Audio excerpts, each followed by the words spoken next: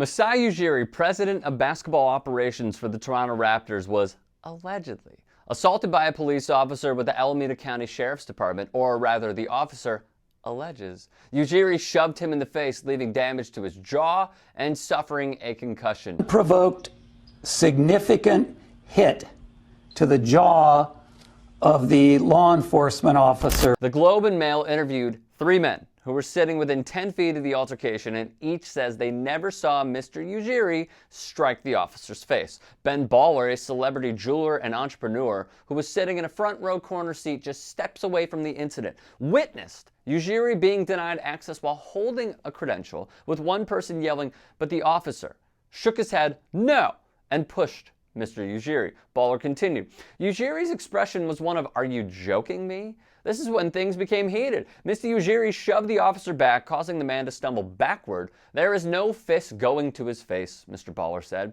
Another eyewitness said, "From what I saw, it was just shoving. There were no punches thrown or anything like that." Steph Curry commented on the incident to the New York Times. "You know what's crazy? I saw him after," Curry said, referring to Ujiri. "I didn't know anything about this situation, but looking back, I saw his face and I could tell something had happened. If he didn't do anything wrong, obviously, you'd hope that it was handled in a better fashion," he said, especially for a guy that was going out and trying to celebrate with his team that had done something historical. So I don't know if that was a white GM or whatever. If that's handled differently, you can always play the what-if game. On top of all this, the Alameda County Sheriff's Office put out a media blast saying, "Well, we have photos of Ujiri striking our deputy at Oracle Arena here, see?" Which, by the way, no one is denying.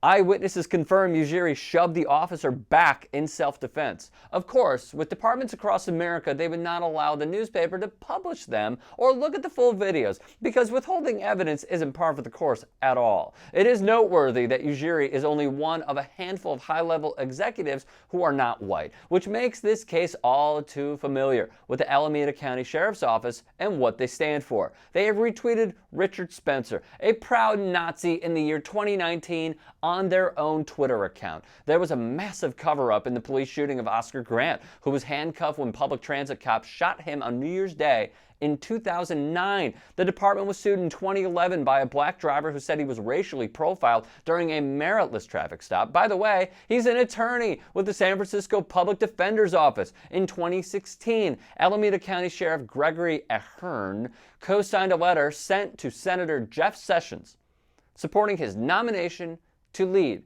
the United States Department of Justice. And in 2018, the Alameda County Sheriff's Office was accused of using an anti-terrorism grant from the Trump administration to focus on black Muslim inmates returning to society. The words Muslim and violent appeared 31 times each. In the sheriff's proposal, extremism appeared 26 times and radicalization 12 times. White supremacists, by contrast, mentioned only a single time. One patron wrote to me of the racial profiling that is taught, institutionalized, in the Alameda County Sheriff's Office.